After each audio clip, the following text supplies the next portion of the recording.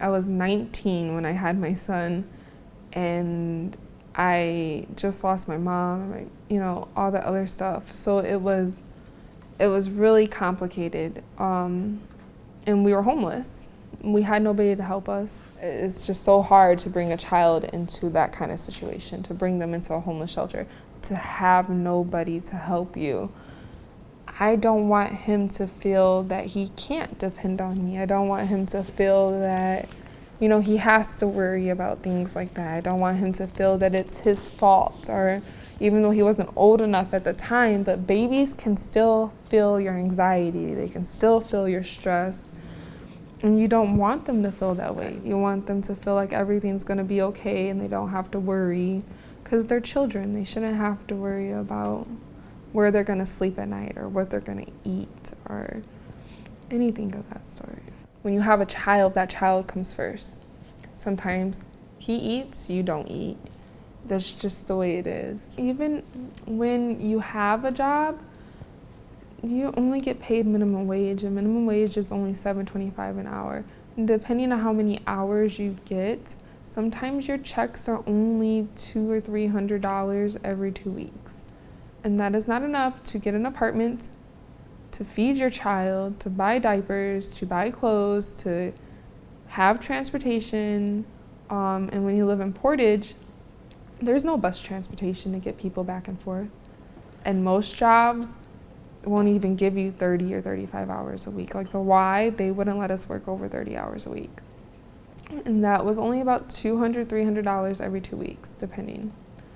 That's not enough to go out there, put a down payment on an apartment, and pay $600 a month. When we moved into the homeless shelter, Gabriel's Horn, in South Haven, this homeless shelter was really nice. It was awesome, to be honest with you.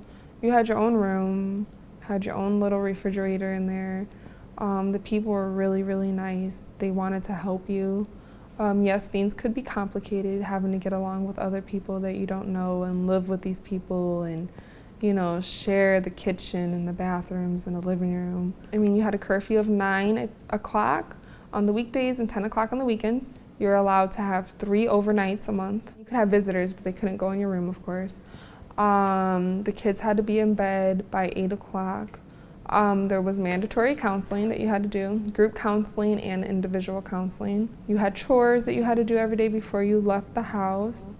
If you didn't come in on time, they would lock you out. And after so many write-ups, they would have to put you out. I think it was 5 or 6 write-ups that they would say that, it's time for you to go. They helped with transportation. The house mother, when we moved out, she took Jaden to school for 2 years, back and forth, and took me to work because I did not have a car.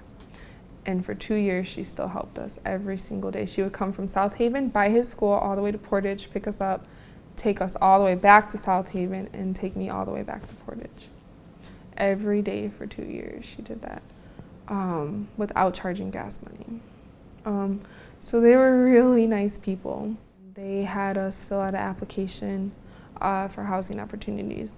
And then we were on the waiting list for about 5 or 6 months before we got our apartment. Hanging up pictures on the walls and hanging up his crafts from school and decorating his room and making his room feel like it was his own was probably one of the best memories, because he was really excited when we started putting stuff into place and it became his own room with all his toys and his pictures that he made.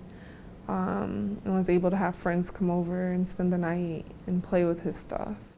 I think being a mom is amazing. Like, you never know how much you can love somebody until you have a child. There's no love like it. Like, sometimes you love them so much that you just cry. There's no love like having a child. You don't feel that way about anybody else. That is truly unconditional love. There's nothing like it.